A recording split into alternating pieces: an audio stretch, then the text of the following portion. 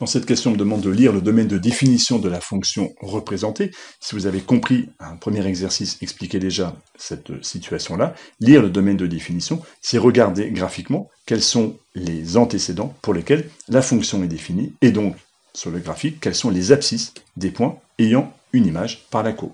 On voit que la courbe commence ici à gauche, avec le point d'abscisse -5.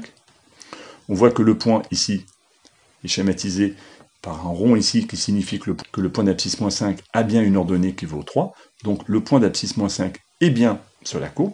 On voit ensuite que tous les points pour les valeurs négatives et jusqu'à 4 ont bien une ordonnée et appartiennent bien à la représentation graphique.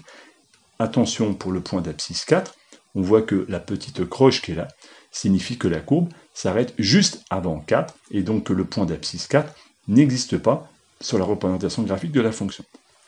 Pour le signifier, on va être amené à mettre un crochet ouvert qui signifie que le point d'abscisse 4 n'est pas présent sur la représentation graphique de la fonction.